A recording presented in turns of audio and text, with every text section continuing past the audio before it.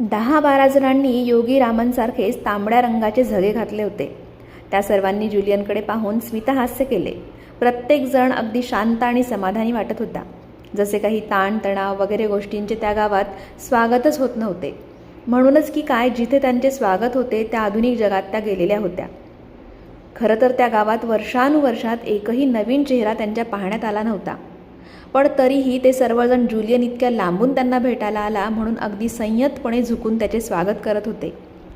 त्या गावातल्या स्त्रियासुद्धा अतिशय मोहक होत्या. गुलाबी रेशमी साडी नेसून आपल्या काळ्या भोर केसांमध्ये कमळाची फुले खोवून त्या गावात अगदी उत्साहात फिरायच्या. सर्वजणी कामात कायम गुंतलेल्या असायच्या. मंदिरात सणावारासाठी तयारी करणे, गालिचांवर चादरींवर कशिदा काढणे किंवा नक्षीकाम यासारख्या कामात त्या गुंतलेल्या असायच्या.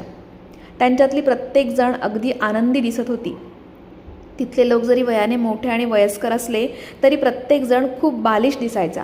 प्रत्येकाची नजरसुद्धा खूप चमकदार दिसायची. कोणाच्याही चेहऱ्यावर सुरकुत्या नव्हत्या, केस पांढरे नव्हते आणि कुणीही म्हातारे दिसत नव्हते. जुलियन जे अनुभवत होता त्याच्यावर त्याचा विश्वास बसत नव्हता.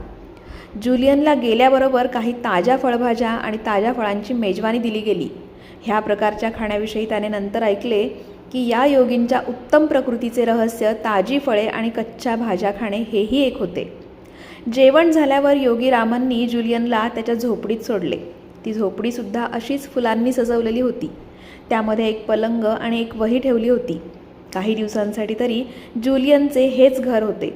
जुलियननी कधीही हे शिवाना गाव पाहिले नव्हते, तरीही थोड्याच वेळात त्याला असे वाटू लागले की आपण आपल्या घरीच आहोत.